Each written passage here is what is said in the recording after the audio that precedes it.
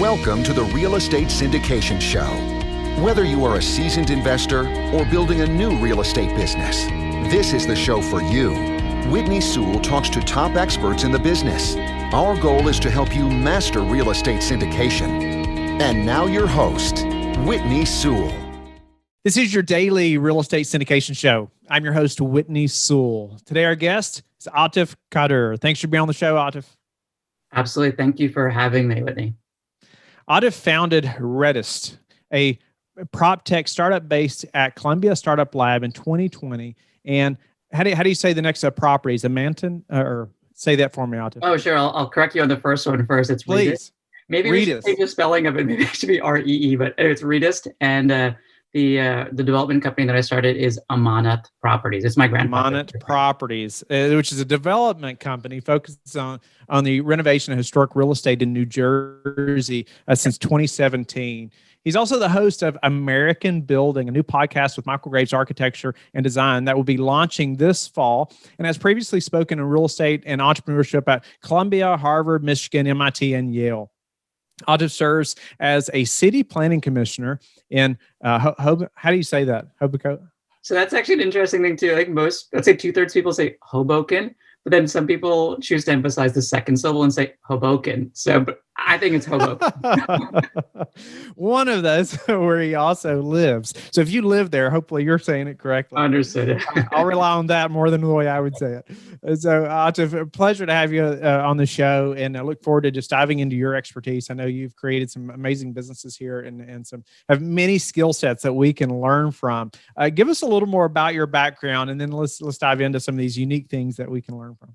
Sure, absolutely. So for me, when people ask what I am or what I do, I always say I'm a licensed architect, because being an architect is the foundation of all of these entrepreneurial things that I've had the opportunity to pursue. So from finishing my bachelor's degree, getting licensed as an architect, practicing in New York, that like 10-year chunk is then what allowed me to then make the leap and go to business school to work for an amazing real estate development company, start my own development company, and then go through all those other the different endeavors that you mentioned as well. So that's kind of the background. And for me, I've in all of these different things that I do, it's generally a curiosity about how do we improve a certain part of what we do in the real estate industry, and perhaps more importantly, how do we make money from it? So those two things, that curiosity is really what drives a lot of the things that I choose to spend my time on. Nice. Well, development is really your focus. Is that right? Correct. So I think until now, development has been my primary focus. So I'd like to say I have multiple full-time jobs, but I would say that development is the foundational skill that is the one that makes the other things really tick as well. Well, let's jump in there and just, you being part of a big development company and just things you've learned, some challenges. I'm sure there's plenty of things that we can learn from you. Yeah, I think for me, I like to think of it as these kind of two big chunks of takeaways. One is particularly for people that are looking to break into the New York City real estate industry and then work for like a prestigious developer or investor. Incredibly insular world.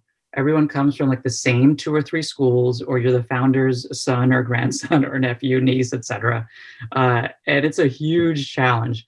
But I would say the biggest piece of advice that I would have to breaking into those worlds, if you just finish your undergrad or just finish your grad school, is being incredibly competent in something. So particularly when I would go to, say, Columbia or NYU or et cetera, MIT, to recruit for Extel or review the resumes from people from there, it was always this question of what skill set is this person bringing? Are they an ex-developer or ex-architect or engineer?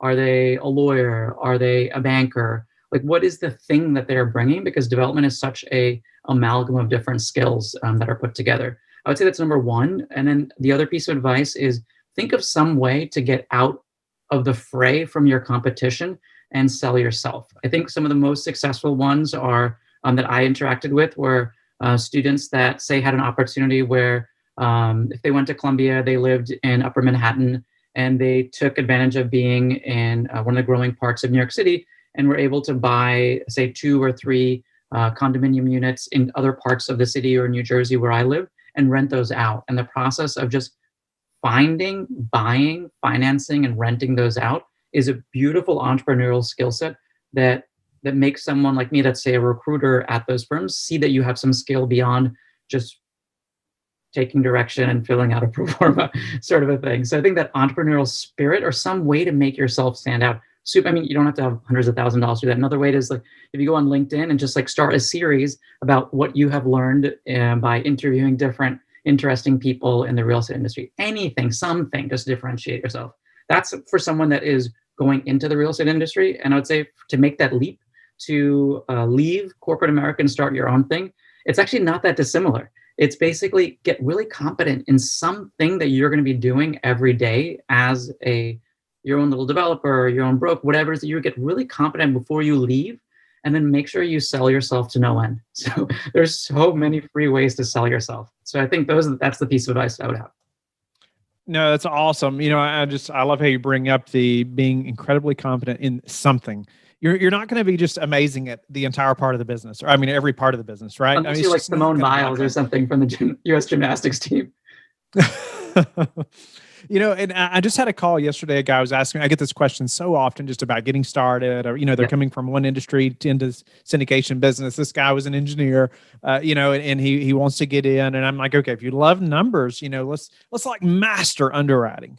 Like if you just love that, like be the best at that better than anybody else that there's no way you're going to be good at that and every other part of the acquisition process and investors, all these things. And it's going to take forever if you plan to do that. Right.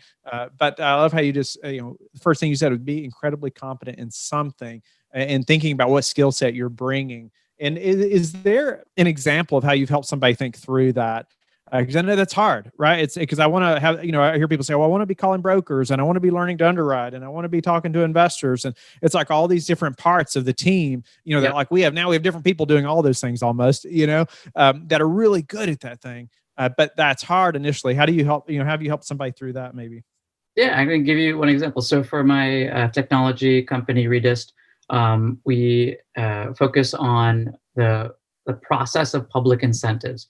And how do you make public financing of private real estate something that is easy to understand and easy to execute on, especially during a time like 2021, where our industry is still reeling from the impacts of COVID. I mean, like full stop. I think anyone in our industry understands that the damage that has done to capitalization of projects. So one of my team members, in particular, one of our project managers, really awesome guy, just graduated from the University of Michigan, go Blue. And I think for me, like the advice that I've given him separate from being the head of the company is being able to look at the real estate industry and find something that is interesting to you and really pursue that without this regard to what is it that I'm going to be doing in 1 year? What am I doing in 2 years? What am I doing in 3? What is my 10-year plan? What is my 15-year plan? Because there's no such thing. Like literally, I think during 2021, I can plan like 2 days in advance, maybe something like that. So I think taking away these expectations of these grand overarching strategies and really just finding something interesting and being able to pursue that. So for him, his example is he is a super hustler in terms of being an undergrad at Michigan. He had a whole business where he was a real estate agent and helped groups of students find the best house to live in off campus or the best apartment. And that was besides being a full-time student. And I think for him, that was an interest that he had. And although he didn't know really much about public incentives or real estate development process, I could see there was this like innate curiosity to hustle. And I think that piece is what I find makes him so interesting as someone to be a product manager for a technology company, although on paper, he has no experience on that whatsoever. So I would say that's probably the piece of advice is to just be super curious about one particular thing and really go after that. Nice. And let's spend a little more time too on being able to stand out, like standing out from your competition.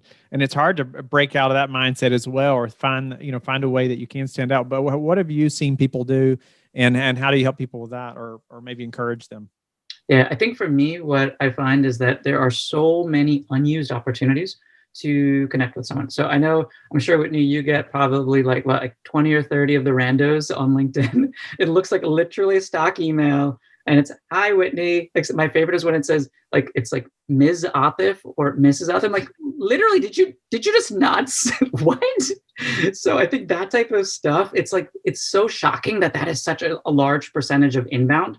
But I think really what it is thinking about all those ways where you can connect with someone super interesting in very thoughtful ways. And I would say one of them is what got me my first job. So say, for example, I worked at a really great design firm called Gwathmey Siegel Kaufman, which is but after literally 9 months, I realized I'm not cut out to be a design architect. That's just not me. That's not my personality. So then I moved to work at this amazing construction company called Turner Construction. And when I had interviewed with them back as a senior in college at MIT, I don't think they gave me a job. I can maybe final interviews or something, but I don't think they gave me a job or something. But basically, I sent a postcard to the head recruiter and the head of HR from New York, because I just had such lovely conversations with them. And it was a postcard because I like to travel. So I take travel photos and just produce them to my own postcards, and it has my name on the front and somewhere where I've traveled. And I said on the back, thank you so much for the opportunity to interview with your firm. I'm heading to work for this design firm, blah, blah, blah. And I'll definitely keep in touch and let you know how things go. And a year later, so this was before the global financial crisis. So this is when our industry was booming. Remember when that happened? What that was like, that part of the industry? Maybe I'm dating myself, but anyway. So the recruiter from Turner reached back out again and was like, hey, would love for you to come back in for an interview. And I went for the interview, and I saw on his board, it was all of his personal memorabilia from things where he's traveled and done. And my postcard was up there. And I was like, wait, why is that there? And he said, no one has ever done something like that. Sure. He said, yes, we get thank you emails all the time, but there's so much like the randos on LinkedIn, which is, dear Mr. blah, blah, blah, thank you so much. He said, this was a touch that was different, that made us feel that there was something different in you that could make you look and find opportunities on a construction site in a huge project that could save us money or find more money for us. That curiosity, or that kind of little way of doing something a little different. So that's probably the best example that I found. And that wasn't something that was extremely costly, right? It was I went to Mr. Print. I don't think they're giving me any money for this, but I went to Mr. Print, and it was maybe 100, whatever it was, 100 postcards for $10, something like that. But there's a bazillion others. Moo is the one that I use now for all my business cards. They're wonderful and very graphically pretty. But there's a bazillion others. But I think doing that is something that is not really costly, but it just takes 10 minutes of thinking before you do it. You also mentioned getting really competent before leaving your corporate job. Yep. I elaborate on that. I know that's a transition we talked about often on the show, but I love your opinion because some of you are so hesitant, right? I was there at one time. Yep. Everybody's saying, "Oh, you got such a secure, all right, quote, secure position and job over here," and how secure is that in 2020, right? That's right, exactly. Why would you leave that? But I guess help us, think through that. Maybe the listener as well, as far as getting really confident before leaving, but we got to leave sometime. Yeah, I think that I love what you said, you got to leave sometime, because I have plenty of colleagues colleagues from MIT and Columbia, and from many other places that get to that point when you are a vice president, an associate principal, a principal, an associate partner, a partner. Well, partner, I guess you're done because you made it. But those in between steps along the way, and there is this notion that I will leave when, and this conditionality on your independence is something that you could go on doing for the rest of your 20s, your 30s, when my kids go to college, when I make $1 bazillion, and just go on and on and on. And you realize you get to this point where the energy that you need to hustle and to be able to maintain on a zero income for 2 or 3 years, you can't do it. It's too late. So what I would say is the really important thing is be super clear about why you are taking this corporate job. And if your reason that you're taking this corporate job is to become a partner of the firm, then do it. And if that is what your dream is, do it. And make sure that you do all the right things in terms of work and like the politics of the workplace to get yourself to that endpoint. But if your dream, like many people in our industry is to do your own thing, be very clear of what that is and when you will leave. And don't make that independence conditional on many other things. So, I mean, literally, what I would say is maybe I left too early, but I don't know. People would say I left in 2017, which was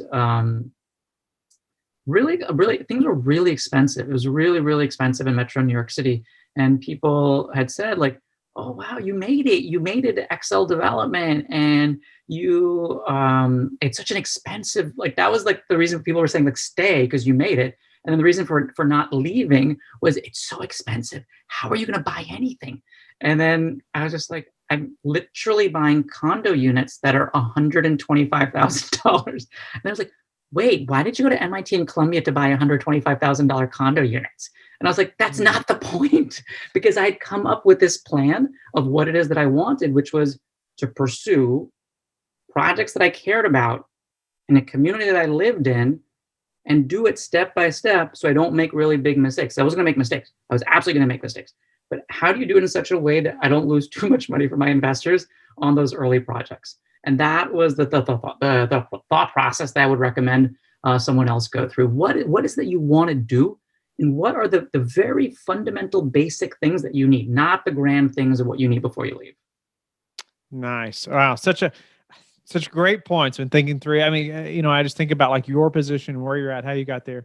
And then, even compared to or investors that are listening right now, and so many, including myself at one time, contemplating, how do we stand out? How do we be confident? What is that? What are we going to be confident in? When do we leave that corporate position that we've been told our whole life that this is where we need to be, and how to get there? And, it seems like we're pushing against everybody else, maybe in the family or friends, to do that. And obviously I'm so thankful I did. And I'm sure you are as well. But, unfortunately, I moved to a few final questions. But I'd love to know just, from your level of success and where you're at now, what about, any daily habits that you have that you are disciplined about that have helped you achieve that success? Yeah, I think for me, what I would find, it's really focusing on what it is that you want to achieve over the course of a year. Like I can only really plan around a year. So literally I have a notebook, and since I'm an architect, every year in January, I draw out what it is that I particularly want. So in the case of Redist, we are moving to monetization in April, and we'll be raising a $2 million seed round later this year. That I literally drew out like the image of our homepage, and that's like what I drew out and wrote next to it those two goals. And there's similar ones for Monolith Properties and for the podcast with Michael Graves as well. But I think being quite deliberate about what those goals are, and then each day when you sit down, don't necessarily see your task as putting out fires and answering every email and text message and phone call, because you're just going to be running around wasting your time. So I think for me, the most important thing is I'll sit down, I'll literally write my notebook, day 6 of January, whatever it is to this month, day 6, this is what I want to achieve this month. And these are, maybe they're not necessarily the big picture things I need to do, but things I absolutely need to do because they're urgent. And then I just cross them out as the day goes. That way I can show some progress to myself and don't feel like I'm constantly in this battle against the emails. So that's kind of the way that I would approach productivity. And that's the way I like to approach productivity. What's the number one thing that's contributed to your success? Okay. I would say this one is that in our industry, there are a lot of examples of people that choose to progress based on disinformation, or based on things that are saying things that they don't necessarily know are true, and just yelling it because that is the style that they know. Or people that choose to belittle or to minimize the work of analysts and associates and other people on their team, because that is the way that they always knew business was done. For me, I think that there are short wins. You can certainly get by that. Yes, I'm sure you might be able to win a deal because you lie your way through it. or I'm sure you might be able to attract some people in this very perverse way where it's like the Stockholm syndrome with a kidnapper, that somehow like this is the right way to live. I'm sure, yes, you could probably get a few analysts and associates like that. But I think it is such a toxic strategy to approach your career in the real estate industry like that, even though there are many examples of that. What I would say is the one thing that I would boil it all down to is if you can be a truthful person and you can actually put the welfare of other people, imagine that, the welfare of other people before yours sometimes. I think that piece, although in the early time, you might come across someone like, oh, that's weak, or not a really good negotiator, or soft, like all those ways of denigrating other types of ways of leadership besides just being loud and annoying and brash. I think that is a foolish way to look at that, because the people that I have found that have the longest, most sustained success, particularly in really, really kind of bad times like a pandemic, are people that are able to exhibit those skills of putting other people before them, kindness and thoughtfulness. Because in an environment like a pandemic where the amount of money that's going around for investment, and maybe some parts is more, sometimes a little bit, it's tough. It's really hard to do what we're doing, and even harder now is I'm able to talk to investors, and because I'm so honest and direct with them and I don't bullshit, is they're like, you know what? We are allocating $1 million this year, or $2 million, or $5 million, rather than $10 million. The person that we would want to put that money with is the one that is like you, is truthful and honest and a kind person, because we know we're not going to get swindled by that. So I think for me, that is the long game. Don't be fooled by what you see in the news or in TV, that somehow being a bad person is a good thing. Great advice. And on that note, tell us how you like to give back. So I think for me, what I particularly like to do is, rather than rail against city planning commissioners or zoning commissioners and city councils and mayors as being inept people that don't understand the private sector. That is such a popular thing to say. What I decided is, like, in that idea of curiosity, of being incredibly curious, that I mentioned Devin, one of my product managers at Redist, is being incredibly curious about that. What I did was said, what is it like to actually be a planning commissioner? So I went through the process. I made an application. I made a case for myself as to why it would be a good idea to have a private sector professional on a city planning commission, whose whole role is to make decisions for the private sector. And I made the case, and I became a planning commissioner. And what I saw is that there were too few people that are from our industry, that are architects, that are developers, that are investors, that are brokers, that are property managers, that are in that entire world of government. And that's too bad. It's too bad, because our interests, and oftentimes our interests are often very aligned with public interests, aren't voiced in the right ways. And let me give you an example. So the most popular, like, a prototype of a person in these roles is NIMBY. The person that's like, oh, I love affordable housing, and I love a bus station, but why does it need to be here? Like that whole rhetoric, that whole thing, I find is so common. And I found when you have someone with a business mindset that can make a case for something in very clean terms of why it benefits people, you can convince people, and convince me in a good way. So I think for me, the biggest way that I've given back is by taking that role, starting from this idea of curiosity, and then being able to kind of go with that from there. Yeah, and I would encourage anyone to do that. I appreciate you sharing that, Atif, in detail, great detail. I've been just grateful for laying out some things that have helped you to be successful in business. But I love how you just really laid out being incredibly competent, how to stand out from your competition, and then just thinking through leaving the corporate position, which, like we talked about, if you're going to do it, you got to do it sometime, yep. Right? So have a plan and think that through, before you take the position even. But grateful for just all the wisdom you shared. Tell the listeners how they can get in touch with you and learn more about you. Sure, absolutely. I'd love to talk to anyone that's interested in the industry, or is interested in Redis, the startup that I was talking about, or Monmouth Properties, my development company. The best way is LinkedIn. So I'm usually there pretty frequently. So I respond. Please just don't call me Ms. Atif or something else like that in a stock email. Just be like direct and be like, hey, I need this. Can you help? So that's the best way to reach out to me. Thank you for listening to the Real Estate Syndication Show, brought to you by LifeBridge Capital. LifeBridge Capital works with investors nationwide to invest in real estate, while also donating 50% of its profits to assist parents who are committing to adoption.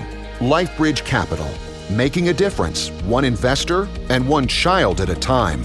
Connect online at www.lifebridgecapital.com for free material and videos to further your success.